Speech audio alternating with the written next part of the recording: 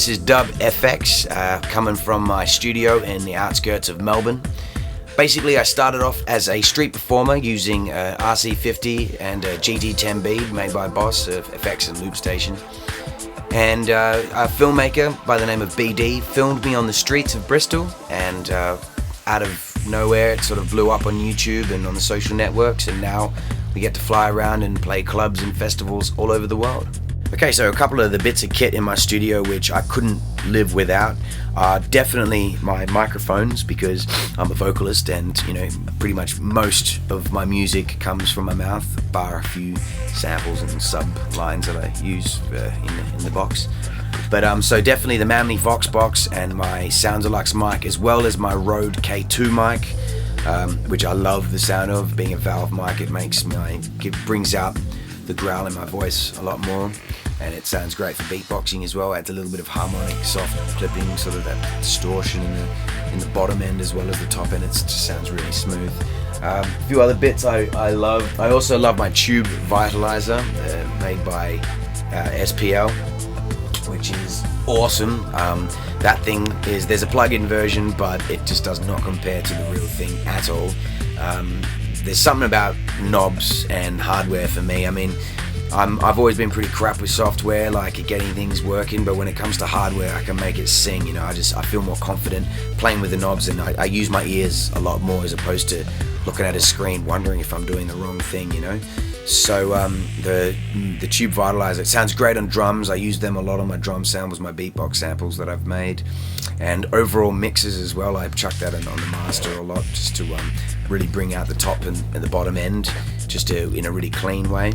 My recent purchase is my SPL Neos summing mixer, which I'm really happy with. That just adds an extra stereo width and depth to my mixes, and just summing, you know, in an analog way, it's just the one, you know what I mean? Like, you know, you can bounce things through your project, through your computer as much as you like, but once you bounce it through analog summing, you kind of don't want to go back. So yeah, I'm really happy with that. And yeah, those are the real, apart from my sound cards, I've got, you know, that's obviously you need that sort of stuff, and my SM9s, my Focal SM9s. I had the SM8s before that and I loved them, but I wanted to get a sub, and then I found out that the SM9s basically sound like they have a sub strapped onto them. So, you know, and so I bought them, and they're amazing. So yeah, without the SM9s and the bits of hardware I've got going and my pedals that I use live, I wouldn't be able to make the sounds that I do. And also Cubase, I'm a Cubase man, so big love to Cubase and Steinberg. Sampling is a massive deal for me. I mean, it's basically all I do when I play live. So I use a loop station, and I sample live in the moment and loop them up in the sampler to make music so that I can sing and rap over the top. So yeah, sampling is a huge part of my live show. So naturally, when I get in the studio, I try and take a lot of the live samples that I've made on the streets or in the clubs or whatever, and I try to recycle them and put them into projects and use them as layers on top of other samples that are, you know, more designed for the studio, more, you know, different sample packs that are like within the Loopmasters packs. I use a lot of the kicks and the snares and layer them over my own beatboxing sounds. So yeah, samples is a huge thing for me, and yeah, you'll see in my pack that there's a lot of harmonies and a lot of kicks and snares and sounds that you could probably chuck over any other sample, because it would just add a different texture. So that's what I do, as I play with a lot of different textures using my beatboxing and other samples together. Basically, my favorite plugins are really boring, basic ones. I'm a purist when it comes to using plugins. I use my pedals to create loads of weird, different sounds and things, and then I chuck them in my projects. And so the plugins I used are very, you know, straight up. So I use my favorite of all is FabFilter Pro Q, the EQ. It's the best. It's the one I use the most, and it's the best sounding EQ I've ever heard. I like the Voxengo one as well, that comes native with Steinberg's Cubase 7 now, which is great, but I'm just so used to the sound of the Pro Q. What I love about it is, you know, you get the, you can analyze how the waves look before and after you've placed your EQ on there, and it's got really good slopes, and like the 48 dB slope on there is so good that it doesn't really cut off the sound like most EQs do when you give them such a sharp EQ slope. So I think it's a really flexible EQ, and I chuck it on everything. Having said that, all FabFilter plugins are amazing in my opinion. I love them all. I love the de-esser, that's brilliant. I love the compressor. I used a compressor on everything just about, or within reason. And the limiter is great as well, although I don't really do much mastering myself, only if I'm doing demos. But yeah, so FabFilter plugins in general are amazing. I love them.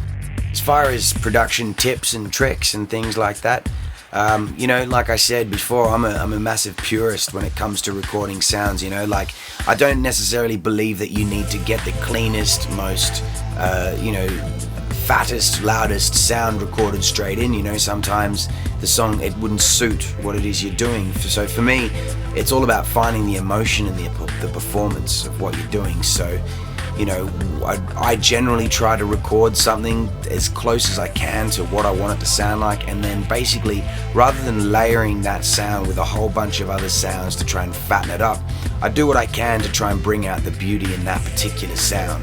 So once that sound sounds perfect, or sounds near perfect, and it's missing just a little bit of something like that I can't actually achieve with basic things such as EQ, compression, reverb, or delay, if I can't use those 4 tools to do what I want to do, then I will start adding extra sounds and find samples or make other samples that can fill in the gaps.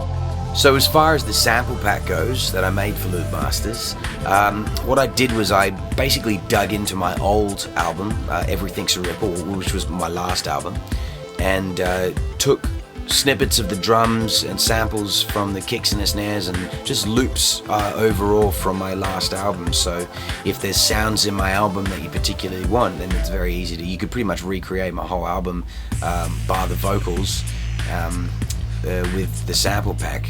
I also then added, that was only about 40% of the sample pack. I then went and recorded a whole bunch of new stuff exclusive for the Loopmasters pack. Because the original samples that I took from my album were basically processed.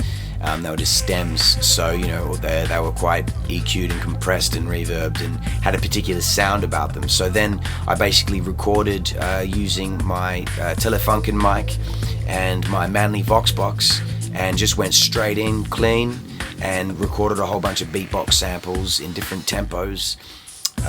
And chopped them all up, and then I also took out some of the kicks and the snares and the hats and things like that I made, and put them in separate folders as well.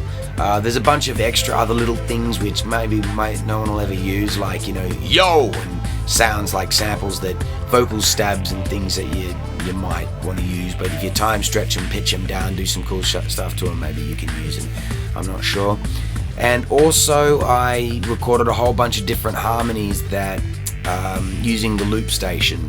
So one thing about using the loop station and recording my vocals and harmonies and things like that is that you can get textures that you wouldn't normally be able to get if you were to record line for line in the studio. So when you're in the studio and I try to make, and I just have to do one harmony, I have to do one long note at a time, whereas this, you just hit record and it just keeps looping, and you can add bits, and the way that the loop cuts back and adds stuff at the beginning from you were doing from the tail end of before kind of interacts with the whole thing, and you end up with these really crazy different weird sounds. And also from hitting record while you're making a sound means you come in straight from the attack, as opposed to having a long sweep of me starting to sing the note. So there's all these weird different sort of sounds that I've managed to achieve using the loop station and other samplers as well in the harmony folder of the thing.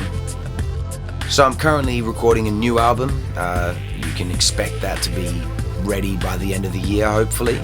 And I'll be making a new sample pack, basically using the samples made from this album as well. I'll also be putting the acapellas out so people can get that. Maybe I'll include a few in the sample pack. And yeah, loads more tours, loads more songs, loads more remixes, loads more collaborations. I'm going to try and do as much as I can this year and smash it out. So yeah, keep tuned.